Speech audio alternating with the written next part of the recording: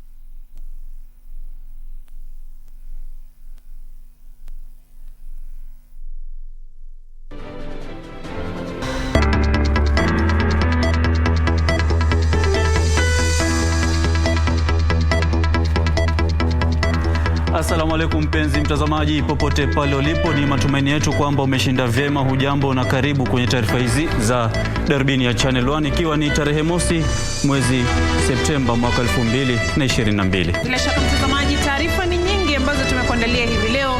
Nyingi hizi taarifa zikiwemo kuhusiana na masuala yaliyoibuka katika mahakama ya upeo hivi leo kufuatia kesi inayoendelea ya kupinga uchaguzi wa tarehe 9 mwezi Agosti. Mengi zaidi ni hapa kwenye Darubini ya Channel 1, lakini kwanza kabisa hebu tupate vidokezo.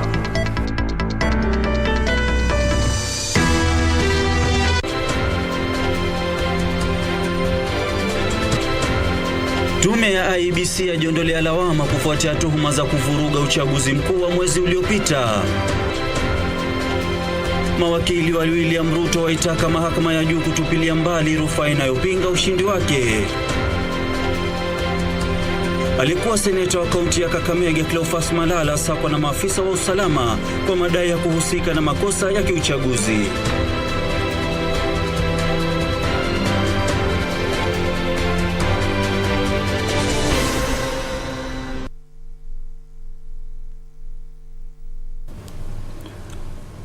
Karibu mtazamaji, uandamane nasi hadi tamati. Naitwa Ahmed Juma Bhalo, ukipenda niite AJB, na mwenzetu wa ishara ni Ann Wangeshi. Na mimi naitwa Beatrice Gatonye. Karibu kwenye taarifa za jioni ya leo. Mawakili Profesa Githu Muigai na Kamau Karori wamekosoa shutuma dhidi ya mwenyekiti wa tume ya IEBC Wafula Chebukati kwamba alikiuka katiba kwa kumtangaza William Ruto kuwa rais mteule kwenye uchaguzi mkuu wa hivi majuzi. Wawili hao ambao wanamwakilisha Chebukati pamoja na tume ya IEBC pia wamewakosoa walalamishi kwa kudai kuwa kulitokea udanganyifu katika uchaguzi mkuu wa urais, huku wakisema kwamba madai hayo hayana msingi na hayana ushahidi wa kutosha. Madam Chief Justice and the honorable learned members of the court. Alikuwa mwanasheria mkuu Profesa Githu Muigai alikiongoza kikosi cha mawakili kilichowakilisha tume ya IEBC pamoja na mwenyekiti wake Wafula Chebukati. Profesa Muigai alikosoa wito wa mlalamishi wa kwanza wa kutupiliwa mbali kwa matokeo ya urais kwa msingi wa utepetevu katika mchakato wa kuhakikisha na kujumlisha kura. There are no less than 3 governors addressing you elected under this election. There are no less than 4 senators elected under this election. And there are no less than 4 members of parliament elected under this election. When, my lords, it is not in my place to suggest the questions you should put to council, but I would plead with you to put that question to council when they return to the podium.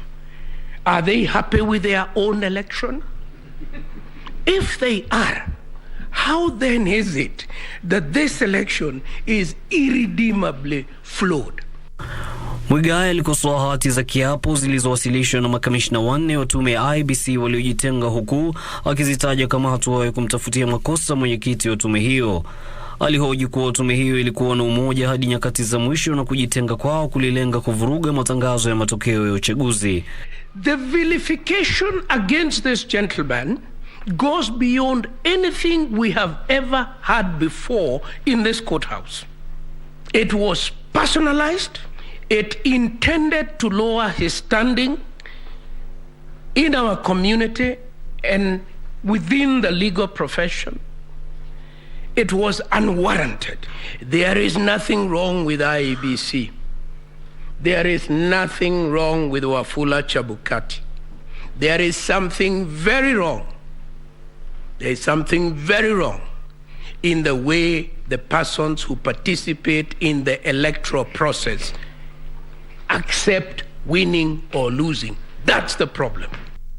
Matamshi yake yaliungwa mkono na wakili Kamau Karori ambaye katika mawasilisho yake ya kuhusiana na swali la kufasiri kanuni ya katiba alikosoa rufaa zilizowasilishwa na kikosi cha mawakili na walalamishi kama zilizochochewa na hatua ya kutoelewa majukumu ya tume ya IEBC. The court at paragraph 287 says the duty to verify in Article 138, which I've just referred to, is placed squarely upon the Independent Electoral and Boundaries Commission, which was the first respondent. It is exercised by the various agents or officers of the first respondent.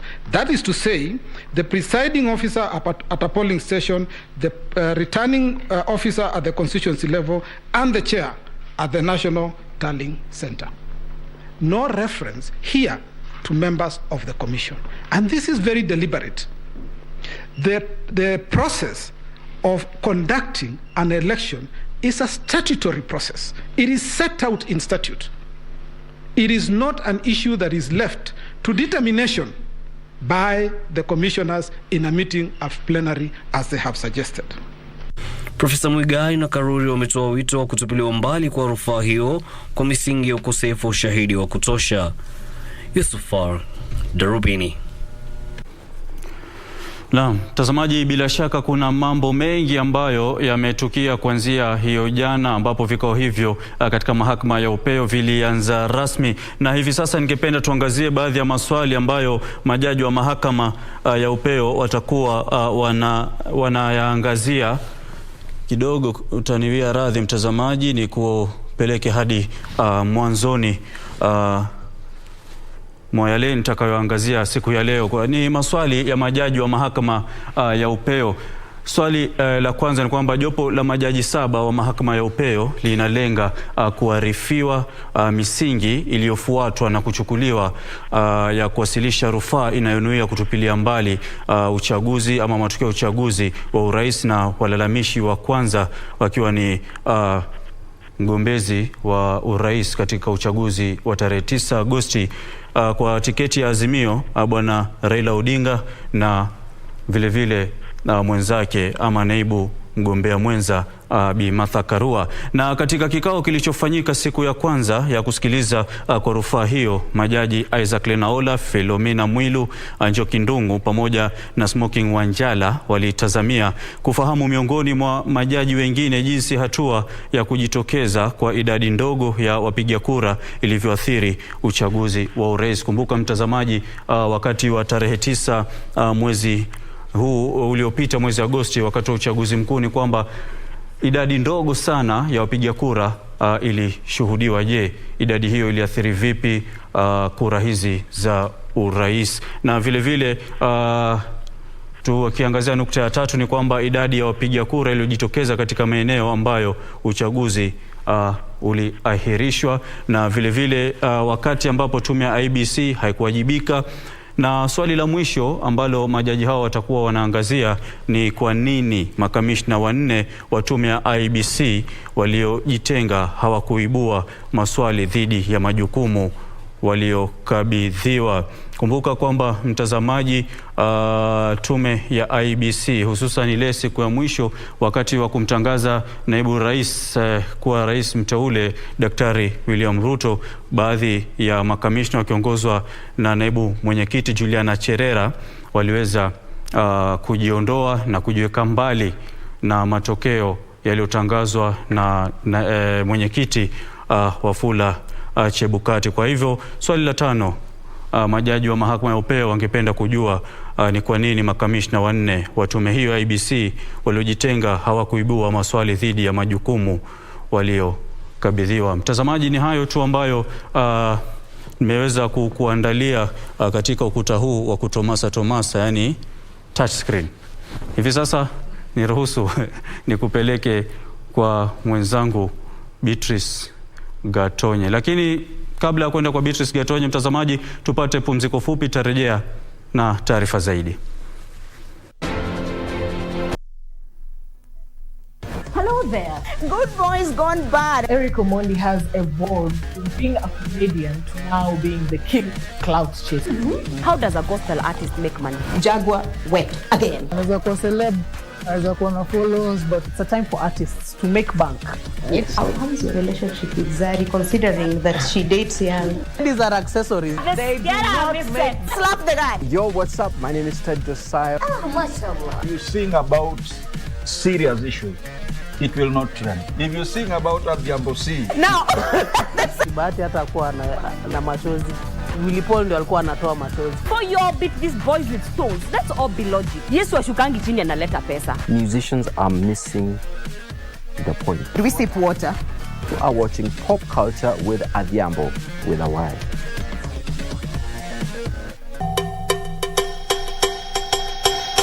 Step away from the cooker. I don't want you burning the whole house down. I don't remember you teaching me how to cook anything in my life.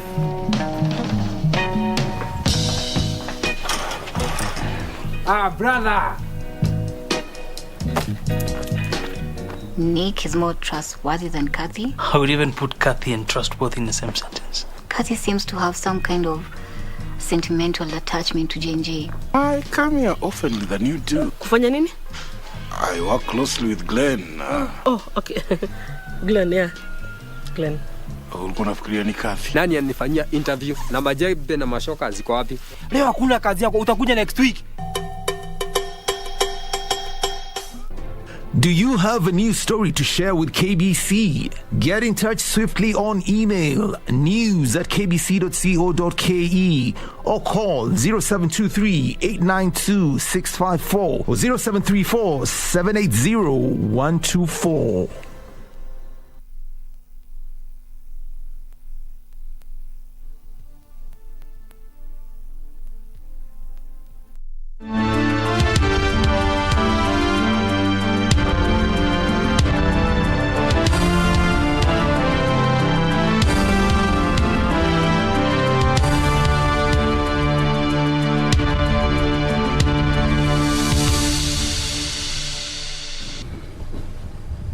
Karibu tena mtazamaji, unaendelea kutazama Darubini ya Channel 1 jioni ya leo.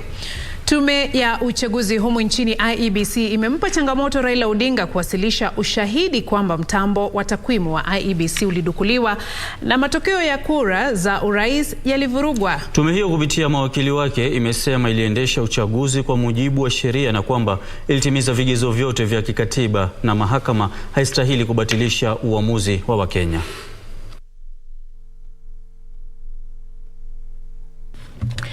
Siku ya pili ya kusikizwa kwa rufaa ya uchaguzi wa urais iliyowasilishwa katika mahakama ya upeo ilianza kwa tume ya uchaguzi nchini IEBC ikikanusha kila ushahidi uliowasilishwa na Raila Odinga, Martha Karua na walalamishi wengine.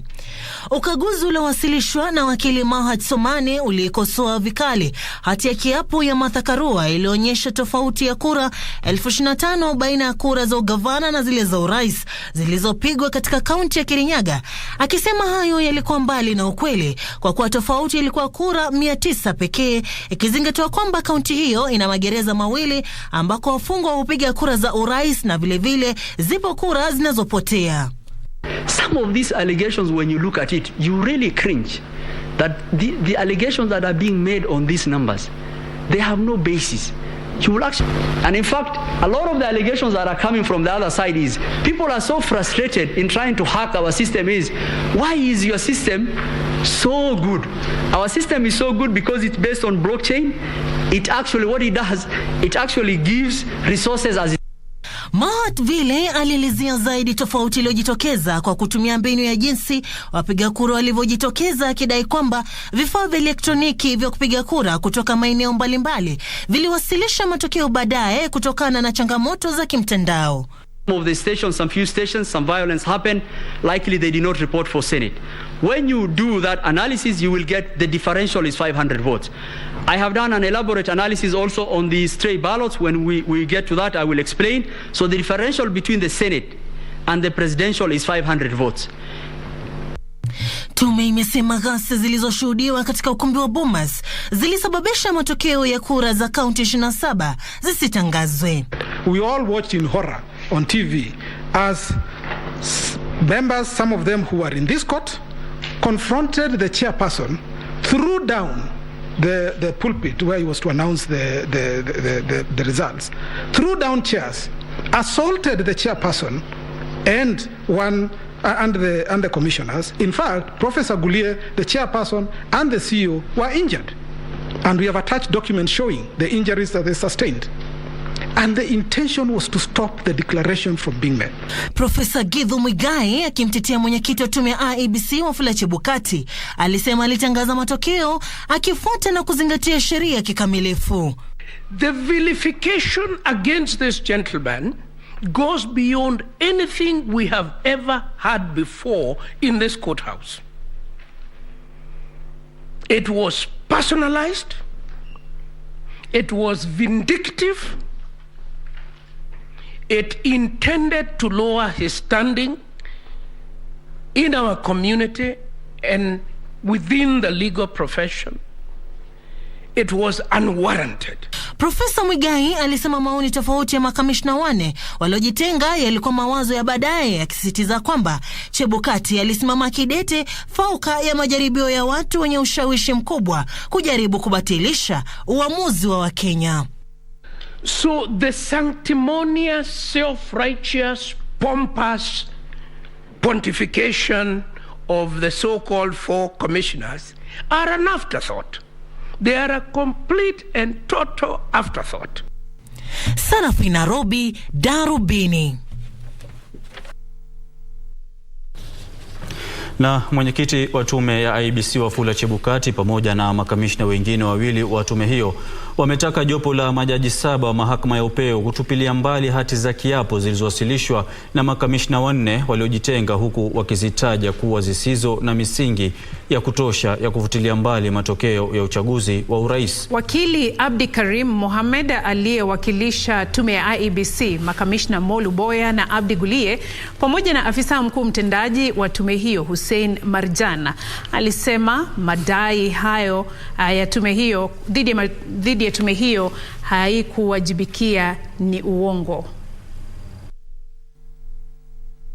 Kupitia mawakili Isa Mansur na Paul Moite, makamishna wa tume ya IEBC Juliana Cherera, Francis Wanderi, Irene Masit pamoja na Justus Nyang'aya walikuwa wameshtumu mwenyekiti wa tume ya IEBC Wafula Chebukati na baadhi ya kamishna kwa kutangaza matokeo ya urais ambayo hayakuwa yamehakikiwa fauka ya kuwepo kwa takwimu zisizofanana katika fomu 34A. Huku kikao cha kusikilizwa kwa rufaa ya urais kikiingia siku yake ya pili, Chebukati pamoja na makamishna Molu Boya na Hussein Marjan wamejitetea kupitia wakili Abdikadir Mohamed. At the end of the day, after you clear through the fog, what were the issues that the chairman was being accused of? They do not meet the standards, I pray, that would be required for us to overturn the presidential elections in the general election of 2022 and send 14 million plus Kenyan voters back to the vote and spend immeasurable amounts in treasure. Wakili Mohamed alipuzilia mbali madai kuwa makamishina wote hawakuhusishwa kwenye mchakato wa kuhakiki na kutathmini matokeo ya urais kutokana na migawanyiko iliyoibuka miongoni mwao. Be absurd to say that the only verification that is acceptable under the law is verification by the commissioners. What then would we make of the elections at the counties and the tallying and verification at the counties and the tallying and verification at the constituencies where no commissioner is present? What would we make of? Aidha walijitetea dhidi ya madai kwamba hawakujumuisha matokeo ya urais katika maeneo bunge 27. What the commissioners actually wanted to do was what was stated in the affidavits of the chairman, the Professor Gulie and Mr. Molu. which was to moderate the results so that a pre-agreed or pre-arranged result can be declared. That is what they wanted.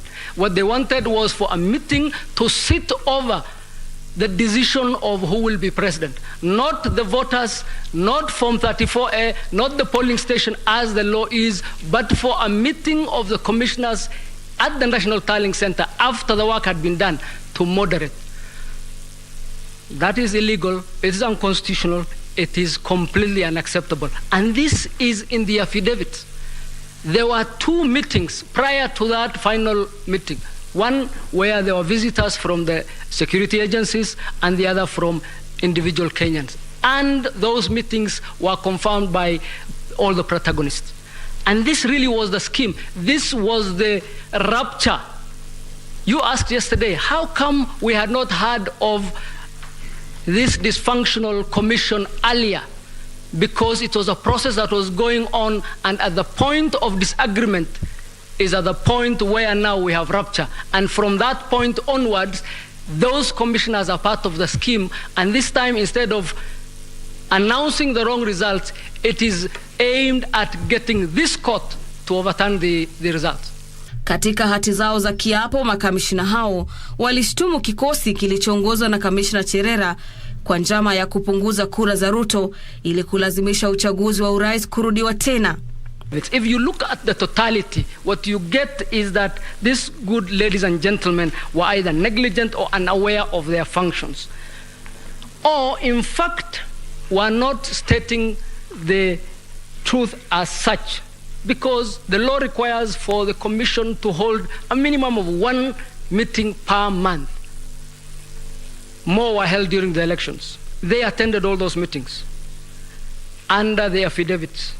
The vice chair and Mr. Wanderi attended the trip you were told about in Greece, where they went to check on the presidential ballots. The announcement were made by these good people almost 70% of the time. In other words, almost 70% of the announcements done at Bomas were done by these particular commissioners. And the tables were there for everybody to see where verification was happening. And they had no one stopping them from going to attend or direct if they wanted to direct. Vilevile walidai kwamba wanasiasa wenye ushawishi mkubwa wanaoegemea mrengo wa Azimio walijaribu bila mafanikio kuvuruga matokeo ya urais ili kumpendelea Raila Odinga. Nikiripotia Darubini, naitwa Gladys Mungai. Tukisonga mbele mtazamaji, kikosi cha mawakili wa rais mteule William Ruto kimetoa wito kwa mahakama ya upeo nchini kutupilia mbali rufaa ya urais kikisema ni bulinizi. Na kikosi hicho kikiongozwa na wakili Fred Ngatia kiliumbua madai yote yaliyowasilishwa na mlalamishi wa kwanza Raila Odinga na hati za kiapo zilizowasilishwa na Arnold Ochieng, Kiau Mtata na John Githongo, kikisema hati hizo zimekosa ithibati tosha kwamba uchaguzi ulivurugwa. Jinsi Geshoke Washira anavyotuarifu, kikosi cha mawakili wa Ruto kimewaomba majaji kutazama matukio yaliyotajwa katika hati ya kiapo iliyowasilishwa na mwenyekiti wa tume ya uchaguzi Wafula Chebukati kama njama ya mapinduzi iliyotibuka na kamati ya usalama wa kitaifa. Terms very important aid. Kikosi cha mawakili wa rais mteule William Ruto kikiongozwa na wakili Fred Ngatia kilimaanisha madai yaliyoibuliwa katika rufaa ya uchaguzi wa urais na Raila Odinga, yale yaliyotolewa katika mahakama ya upeo nchini Ghana, na wakaomba majaji kutafuta ukweli wenye msingi. In my submission, therefore, I would request this honorable court, as we begin our submissions, to bear in mind how Ghana resolved an identical situation by, number one, looking for the substantive truth, and then immediately that should trigger a relief which is finality and stability. Ngatia alikosoa vikali madai kwamba baadhi ya fomu za 34A zilikuwa zimevurugwa wakati wa kuhamishwa, akitoa changamoto kwa walalamishi kuwasilisha mbele ya majaji nakala halisi ambazo zinapingana na data katika wavuti wa tume ya IEBC. Show us one form 34A in the public portal because that is where ultimately it landed, which differs with the hard copy at the polling station. Show us only one. Or show us a ballot box that people from outer space came and voted into, stuffed into it, and then all this hijacking in midair took place. There's no such evidence. And why there's no such evidence is because that is the work of fiction. Wakili Kato Kigen aliziumbua hati za kiapo zilizowasilishwa na John Githongo na Arnold Ocheng, akidadisi kuhusu idhibati ya kule zilizotoka. John Githongo alikuwa amewasilisha hati ya kiapo yenye maelezo kuhusu jinsi mtambo wa takwimu wa IEBC ulivyoingiliwa ili kuyavuruga matokeo, lakini akajiondoa baadaye, huku Kamishna Justus Nyang'aya akiwasilisha hati ya kiapo sawa na hiyo. Kikosi cha mawakili wa Ruto kilihoji zaidi kuhusu hati ya kiapo ya Okiya Mtata, ambayo ilidai kwamba hakuna mgombea urais aliyefikisha kigezo cha 50% na kura moja, kikieleza kwamba ukokotozi wake ulihusisha tarakimu mbaya. In the entirety of the petition, none of the Form 34As at the point of the polling stations have been presented as having been challenged at any point. So that then the irresistible conclusion that should be made from the point at which the Form 34A originates is that those Form 34As represented an accurate state of affairs at the polling station, both in terms of data and in terms of the integrity of the process of voting and the counting of the votes. Profesa Kithure Kindiki na Kioko Kilukumi kwa upande wao walitumia hati ya kiapo iliyowasilishwa na mwenyekiti wa tume ya IEBC Wafula Chebukati kuelezea jinsi tume ya usalama wa kitaifa ilivyojaribu kuyavuruga matokeo hayo. Those events and those activities amount to nothing short of a flagrant attempt to overthrow the constitution of our country, to subvert the sovereign will of the people of Kenya, contrary to Article 1 of the Constitution. It is our view that those events alone constitute nothing but an attempt to establish a government unconstitutionally, contrary to Article 3.2 of the Constitution. And in our humble and respectful view, Chief Justice, my lords, my ladies, the events of that day are basically an attempted but failed coup d'etat. Kikosi hicho cha Ruto sasa kinataka rufaa hiyo kutupiliwa mbali na uchaguzi wa William Ruto kama rais wa 5 wa taifa hili kuidhinishwa. Yesho Kiwashira, Darubini. Na mwanasheria mkuu Kihara Kariuki amepuzilia mbali madai yaliyotolewa na mwenyekiti wa tume ya uchaguzi Wafula Chebukati kwamba wanachama wa kamati ya kitaifa ya ushauri wa usalama walimtembelea katika ukumbi wa Bomas ili kumshawishi kutangaza matokeo ya urais akimpendelea mgombea mmoja. Kupitia wakili wake George Oraro, Kihara alisema wanachama wa kamati hiyo walikutana na Chebukati ili kujadiliana kuhusu masuala ya usalama, na akaonya kwamba endapo madai hayo ya Chebukati hayatahakikiwa kuwa ukweli, basi hiyo itakuwa ni hatia.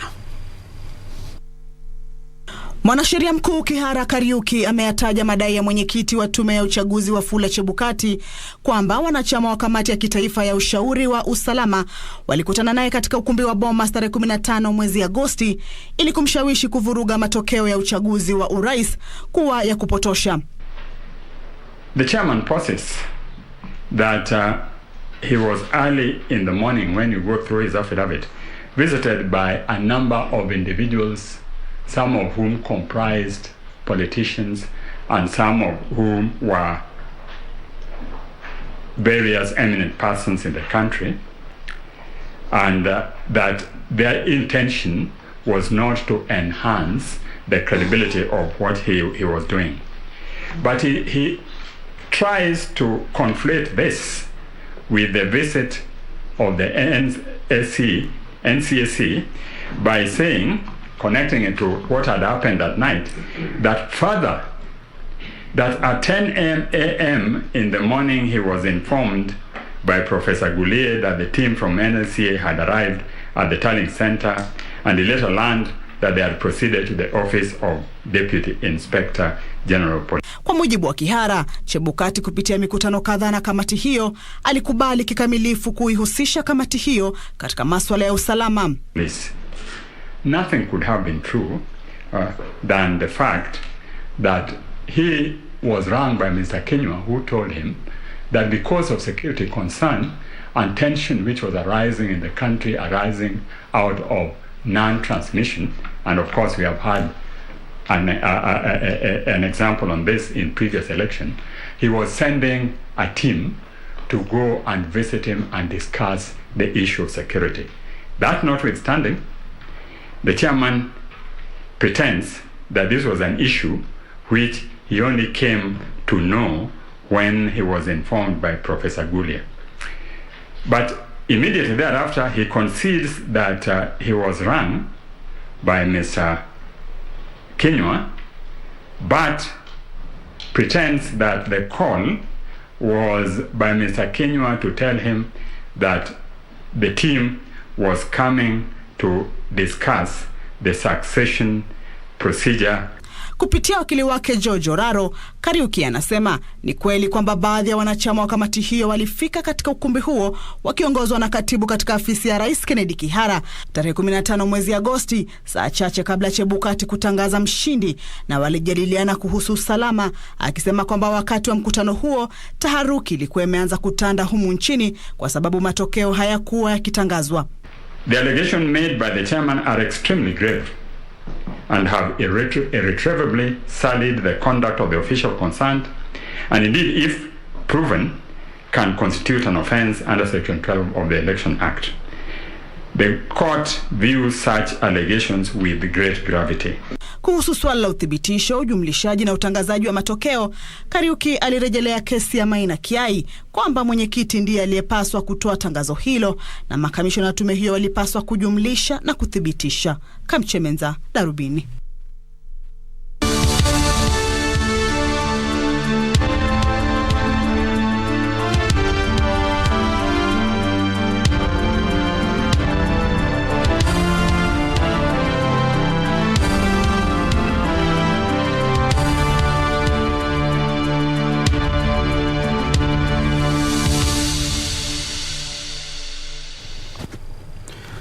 Na mtazamaji, tukiachana na hayo ya mahakama ya upeo ni kwamba makachero wana msaka aliyekuwa seneta wa Kakamega Cleophas Malala anayetuhumiwa kwa mashtaka yanayohusiana na udanganyifu wa uchaguzi.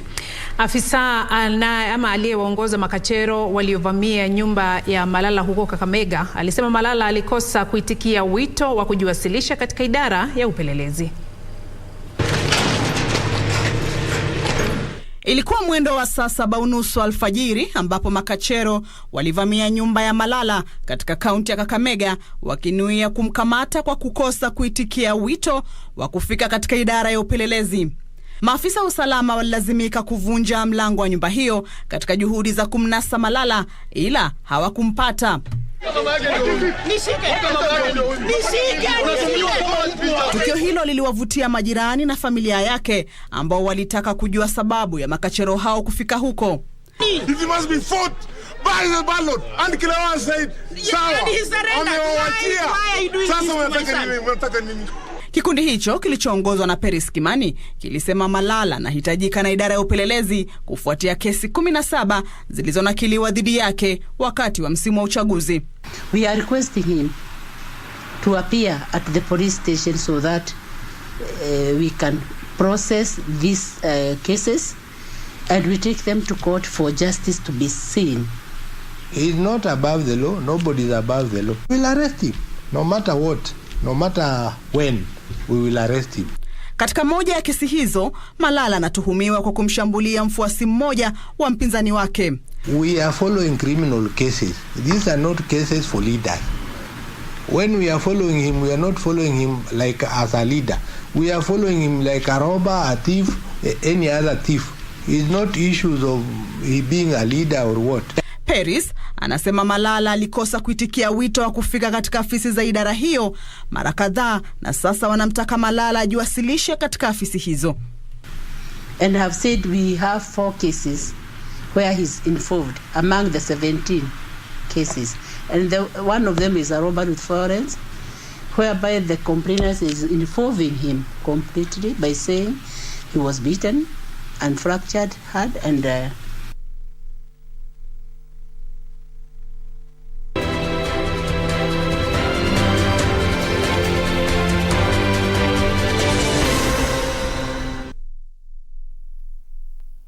To get Change Your Thinking Skizatune, dial star 811 star 961 hash. When you change the quality of your thinking, you change the quality of your life.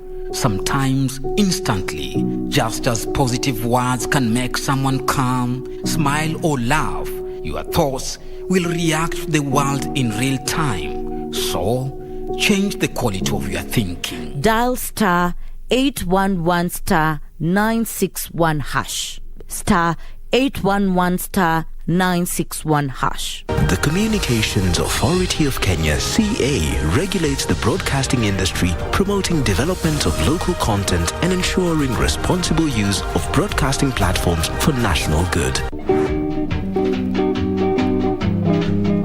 Yes. Jambo. Fine, thank you. Oh my God. Yeah? Babyface. Yeah, oh my God. Like that. Yes.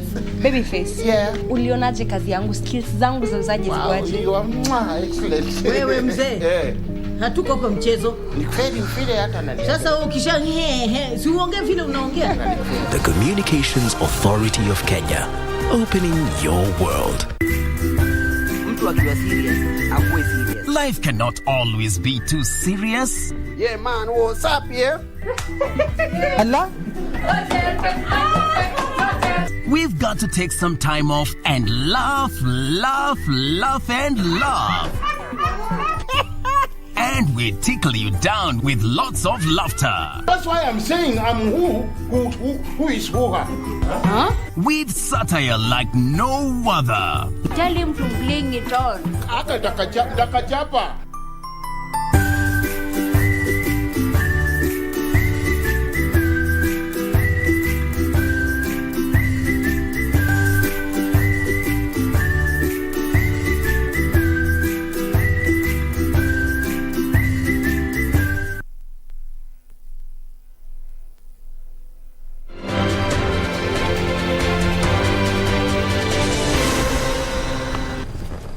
Karibu tena mtazamaji.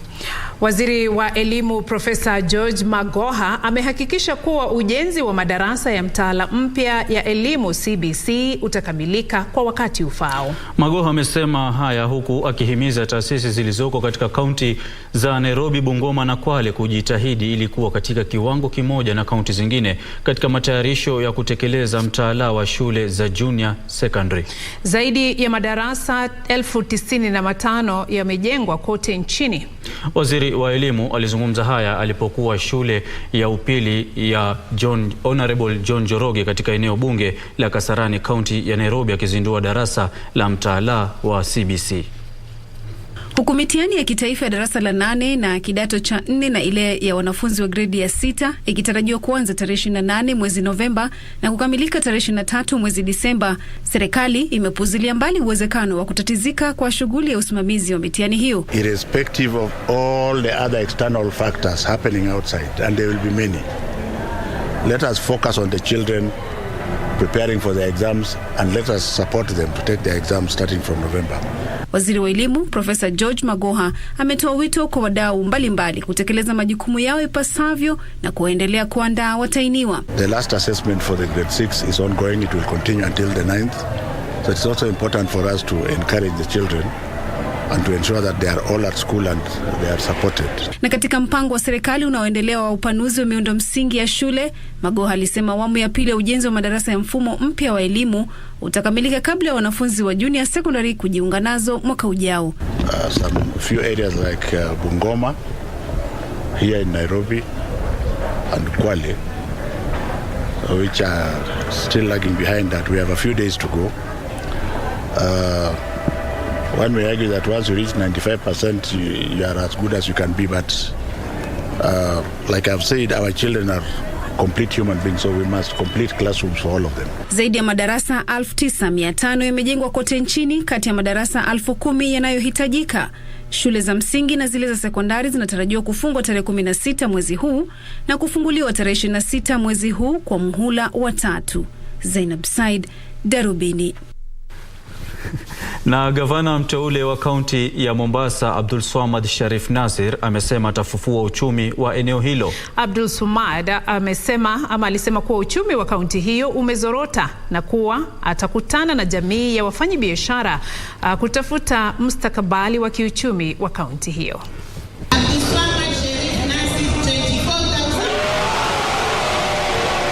Siku chache baada ya kutangazwa kuwa gavana mteule wa kaunti ya Mombasa, Abdul Swamad Sharif Nasir ambaye ni mbunge wa zamani wa eneo la Mvita anaahidi mwamko mpya kwa wapiga kura wa kaunti hiyo. Wakati wa ziara katika shule ya upili ya wasichana ya South of the Sea, Abdul Swamad aliahidi kuboresha uchumi wa kaunti ya Mombasa pindi atakapoapishwa. Priority number 1 ni ahadi kwa watu wa Mombasa lazima iweze kutekelezwa, ni economic empowerment. Uchumi wa Mombasa uweze kufanywa ile kutoka ICU. And I'll be meeting the business community as well kuangalia ni njia gani, na nimepanga wiki hii I'll be meeting the business community kuangalia ni njia gani tunaweza kufufua uchumi wa Mombasa. Akikariri kuridhi madeni makubwa kutoka kwa serikali inayoondoka, gavana huyo mteule alisema atabuni mbinu ya kutatua matatizo yanayokabili kaunti hiyo. We have the human resource, which is the biggest resource in the county government. Lazima tuangalie mambo ya mishahara. Pili, baada ya hapo lazima tuweze kuangalia wale walioweza kufanya zile biashara. Lazima tukae nao chini, tuwapatie mikakati ya kuweza kuwalipa ni vipi. Deni hizi nyingine zinapita miaka 8, miaka 7. Suluhisho ni kuhakikisha ya kwa tusiwe na madeni mapya, na yale ya zamani tuweze kuyalipa. I'll be getting the full report by tomorrow from the finance department. Waweze kunielezea madeni yaliyoko ni mangapi, na pesa ambazo kwamba tuna expect ni ngapi, ndo tuanze kufanya hesabu zetu. Abdul Swamad anatarajiwa kuapishwa mwezi huu. Nikiripotia Darubini kutoka kaunti ya Mombasa, mimi ni Anburu.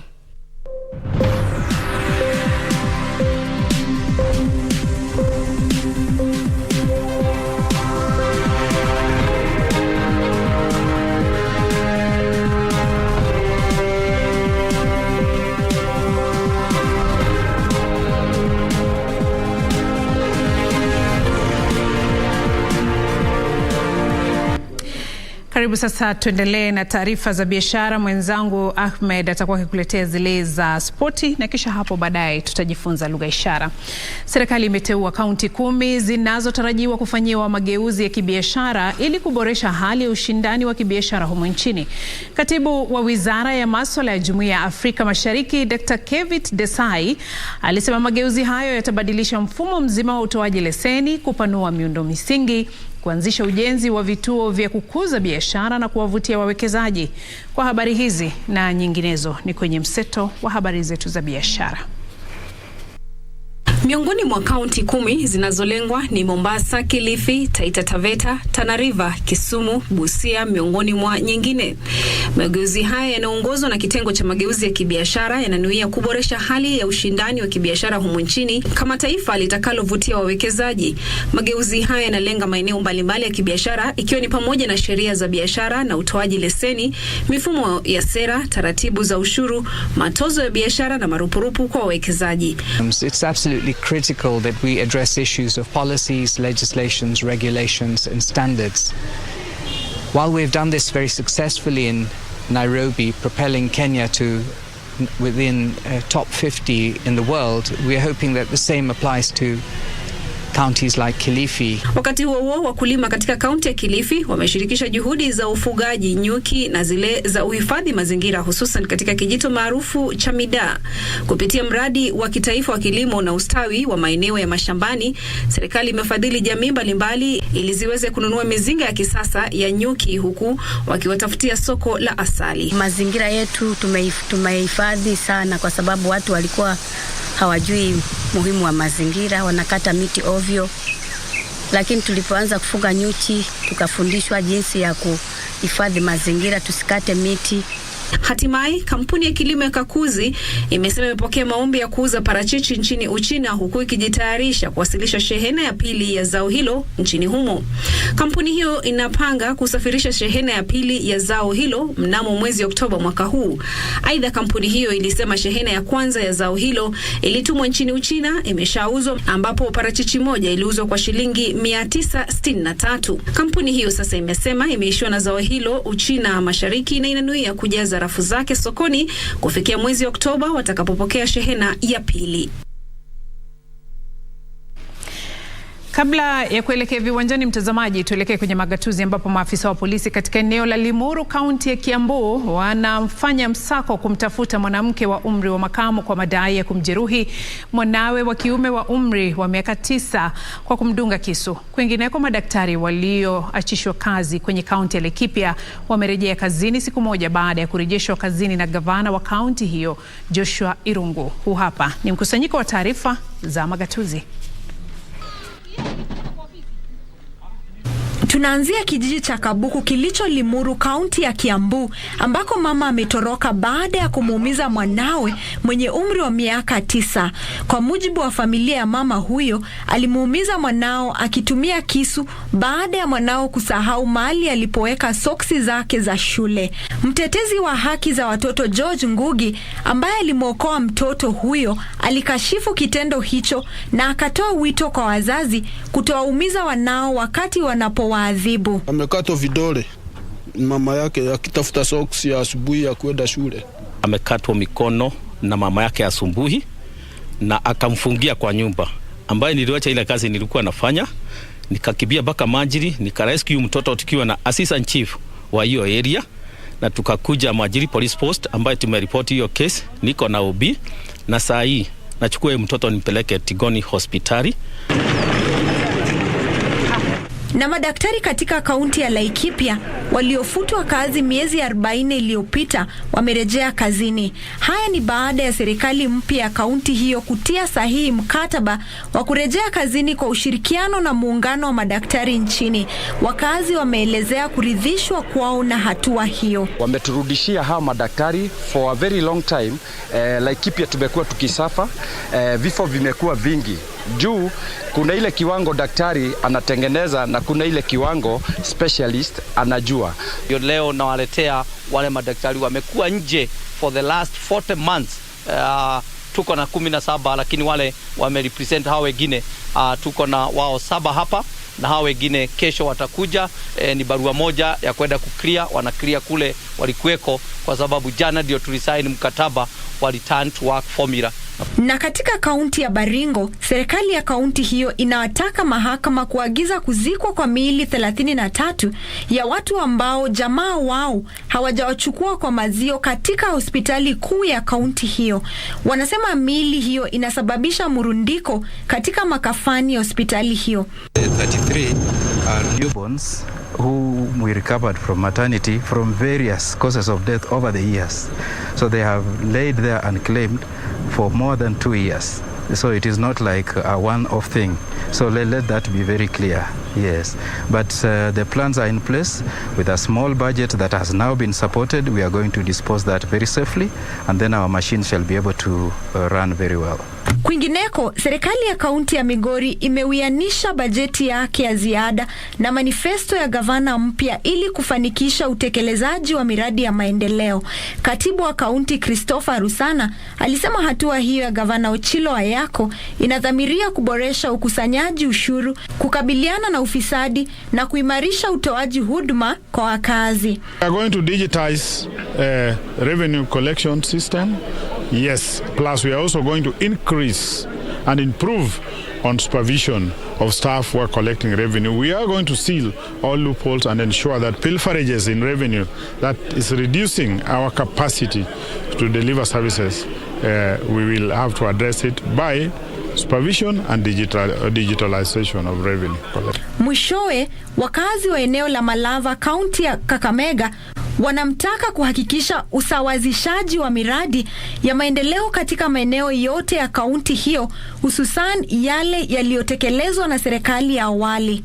Kwa hivyo sisi tunamwambia yule gavana amechaguliwa afanye maendeleo yote kisawasawa.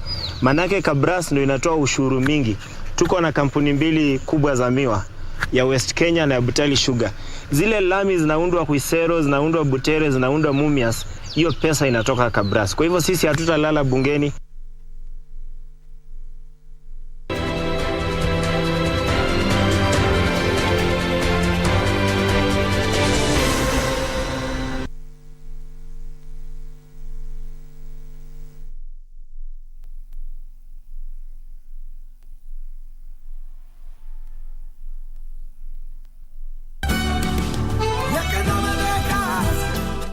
You will only find peace and forgiveness when you confess what you've done.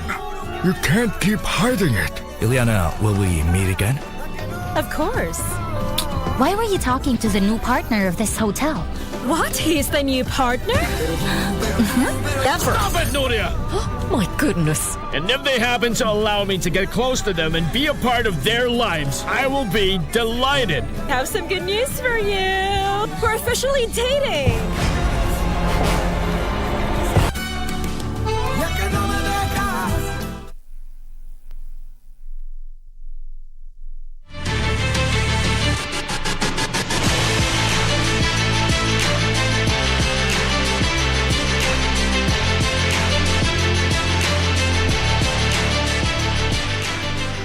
Na mpenzi wa spoti, sasa ni zamu yako. Timu ya taifa ya raga ya wanawake Lionesses imerejea mazoezini kabla ya mashindano ya African Gold Cup yatakayoandaliwa kuanzia tarehe 29 mwezi Septemba hadi tarehe 2 mwezi Oktoba nchini Uganda. Timu hiyo ya taifa ya Kenya inatarajiwa kuondoka humu nchini mwishoni mwa mwezi huu.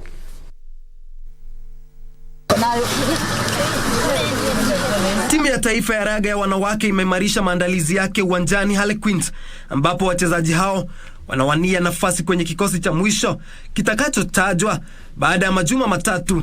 Kocha mkuu Dennis Mwanja amesema wamejumuishwa kikosini wachezaji wapya ili kuimarisha kikosi hicho katika kipindi cha miaka kadhaa ijayo. We've been training. The KRU has been kind to us because the Victoria Cup was postponed, so we had to continue. We continued training, but less sessions. Emphasis was on the sevens. We've been trying to perfect our set pieces, our lineouts and our scrums, and we have a general pattern of play which we want all the girls to get used to, and the confidence is in the camp, and we're looking forward to the upcoming fixtures. The ladies are well conditioned.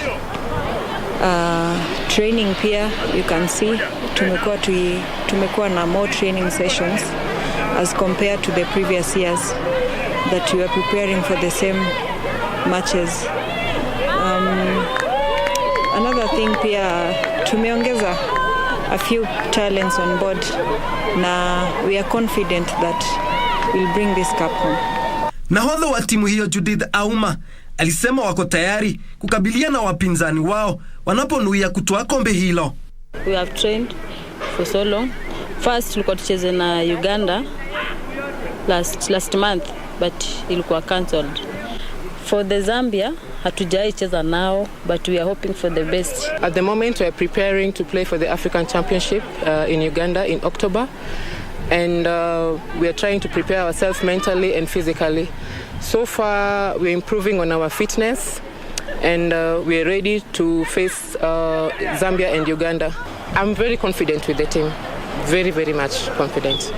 Kenya hivi majuzi ilishindwa kufuzu kwa msururu wa raga wa HSBC mwaka wa 2023 baada ya kushindwa alama 35-5 na Uchina kwenye mchuano ya Challenger.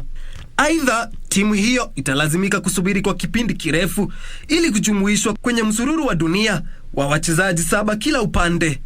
Kingori Mwangi, Darubini Michezo. Na bingwa mara 5 wa mbio za dunia za nyikani Paul Tergat na Daniel Komen wamejumuishwa kwenye orodha ya wanariadha waliobobea kwenye mbio za Van Damme Memorial nchini Ubelgiji. Tergat, ambaye ni kinara wa kamati ya kitaifa ya Olimpiki humu nchini NOK-K, Kenya alishiriki kwenye mbio hizo za Memorial mara 7 na kushinda mara 3 mwaka 1997. Tergat aliweka rekodi ya dunia katika mbio za mita 10,000 katika uwanja wa King Baudouin. Aidha, alitamba katika mbio hizo za mita 10,000 mjini Brussels mwaka 1998 na mwaka 2000. Kwa upande wake Daniel Komen mwenye umri wa miaka 46 alishiriki mbio hizo za Memorial nchini Ubelgiji mara 6 na kushinda mara 2.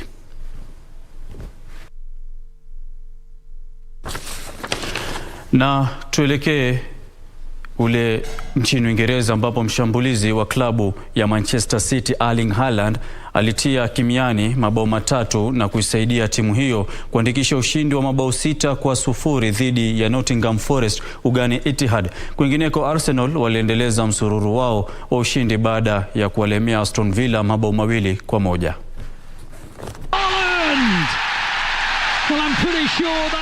Mabao 3 ya Erling Haaland, mabao 2 ya Julian Alvarez na bao 1 la Joao Cancelo yaliwasaidia mabingwa watetezi wa ligi kuu nchini Uingereza Man City kuandikisha ushindi wa mabao 6-0 dhidi ya Nottingham Forest. It's a lovely ball from Joao Cancelo. Foden, Stones. Oh yes. Kwingineko, Arsenal waliendeleza msururu wa matokeo bora baada ya kuwalemea Aston Villa mabao 2-1 kushinda mechi yao ya 5 mfululizo. Arsenal sasa wanaongoza jedwali ya ligi hiyo kwa alama 15. Jesus on the follow-up.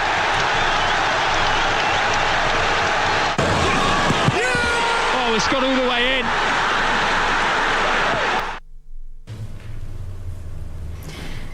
Arsenal wanafanya vizuri katika ligi hii ya Uingereza raundi hii. Arsenal wa miaka yote ni kama povu la mkojo ama povu la pombe bia. Makali mwanzo kisha baadaye watarudi chini. Hatuna haraka. Leo kama wataendelea hivyo wakishinda mpaka mwisho. Sidhani, lakini kusema ukweli wanacheza vizuri msimu huu. Na Manchester United mashabiki tunatazamia ushindi leo dhidi ya Leicester mwendo wa saa 4 usiku. Mimi ni shabiki wa Manchester United. Mimi pia. Tuingie darasani. Haya, moja kwa moja mtazamaji. Hivi leo kama jinsi ambavyo tulikuwa tumeanza wakati ule uliopita, tunajifunza misamiati tofauti kuhusiana na mahakama. Na hivi leo ningependa tujifunze majina mawili ya watu ambao wanapatikana katika mahakama. Kuna jaji na pia kuna wakili. Ukitaka kusema jaji kwa lugha ya ishara, jaji. Naye wakili,